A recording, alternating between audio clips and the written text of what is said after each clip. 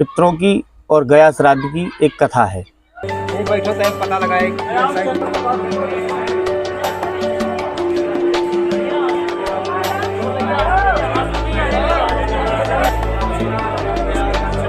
तो उन्होंने अपने शरीर को 5 कोस में फैला लिया और बोले मेरे हृदय में आप हवन करिए।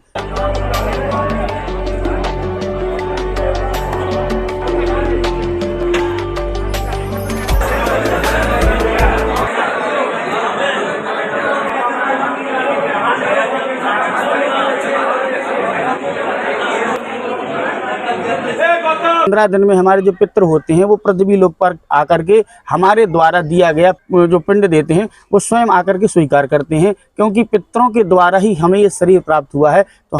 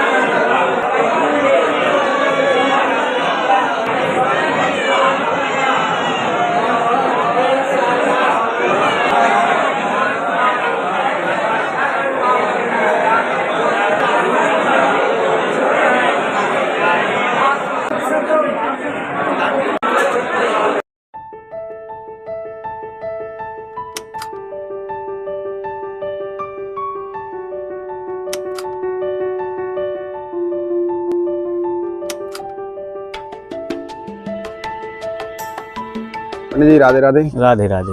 ये गया में जो पितृ पक्ष में श्राद्ध करने का क्या महत्व है और गया तीर्थ स्थल का क्या महत्व है, इसके बारे में थोड़ा सा बताइए। देवताभ्य पितृभ्यश्च महायोगेभ्य एव च नमः स्वाहायै सुधायै नित्यमेव नमो नमः पितृदेव नमो नमः।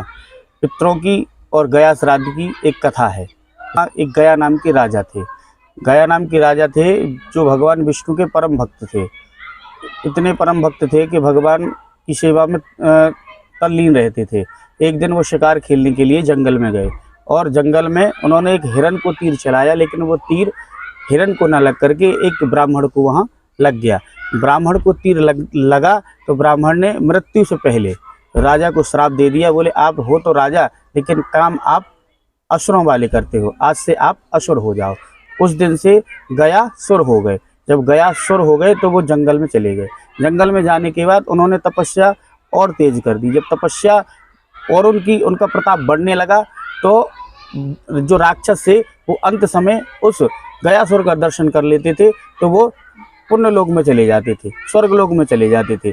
जब इस प्रकार से पापी से पापी पुण्य लोक में जाने लगा तो देवताओं ने जाकर भगवान विष्णु जी से प्रार्थना करी। बोले प्रभु हमारे तो स्वर्ग और नरक का जो संतुलन है वो बिगड़ जाएगा, तो बोले इसका वध करिए आप। जब वध करने के लिए भगवान विष्णु आए तो उन्होंने गयासुर से कहा मुझे यहाँ एक यज्ञ करना है, तो कोई पुण्य भूमि बताइए। तो उन्होंने अपने शरीर को 5 कोस में फैला लिया और बोले मेरे हृदय में आप हवन करिए। तो उन्होंने उसकी वक्षस्थल पर हवन कुंड रख करके हवन किया, लेकिन हवन करने के पश्चात भी उस राक्षस का वध नहीं हुआ। तो भगवान विष्णु जी ने कहा मुझे आपको मारना पड़ेगा। तो बोले क्यों? तो उन्होंने कहा कि आपकी वजह से जो स्वर्ग और नरक का जो संतुलन है वो बिगड़ रहा है, इसलिए आपको मारना पड़ेगा। बोले प्रभु आपको मारना है, मुझे मार दीजिए, कोई दिक्कत नहीं है, लेकिन मेरी 2 इच्छाएं हैं उनको पूर्ण कर दीजिए। बोलिए। ने कहा भगवान विष्णु से कि मेरी पहली इच्छा है कि जब तक चांद और सूरज रहे तब तक जितने देवी देवताओं का आप आवाहन करें वो मेरे शरीर में रहें। तो भगवान ने कहा तथास्तु। बोले दूसरी ये है कि इस गया तीर्थ में जो भी आए जिसकी सामर्थ्य नहीं है श्राद्ध करने की, अगर वो व्यक्ति भी आता है, अगर सामर्थ्यवान है तो वो श्राद्ध करेगा तो उसको तो पुण्य प्राप्त होगा ही होगा, लेकिन कोई सामर्थ्यवान भी नहीं है, वो अगर इस तीर्थ क्षेत्र में आता है और वो केवल इतना कह दे कि मेरे जो पितृ हैं उनका कल्याण हो, तो उनका भी कल्याण होना चाहिए। भगवान ने कहा तथास्तु।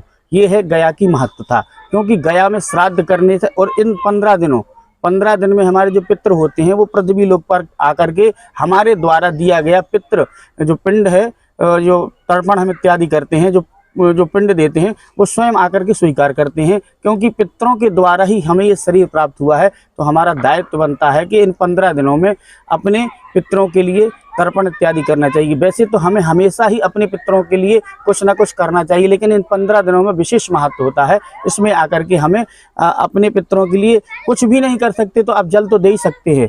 तिल और कुछ लेकर के हमें जल अवश्य देना चाहिए, क्योंकि पितरों के आशीर्वाद के बगैर कुछ संभव नहीं है। तो गया में जो है वो वहाँ पे कुछ अलग महत्व है, मतलब ज़्यादा विशेष महत्व है। उसमें ये विशेष महत्वता ये है कि अगर आप वहाँ जा कर के, क्योंकि उस राजा ने वहाँ पर भगवान विष्णु से वरदान मांगे थे, उन वरदानों की महत्वता है कि वहाँ जो व्यक्ति जाते हैं उनके पितरों का कल्याण हो जाता है। और भगवान राम ने भी आकर के दशरथ जी का वहाँ पिंडदान किया है।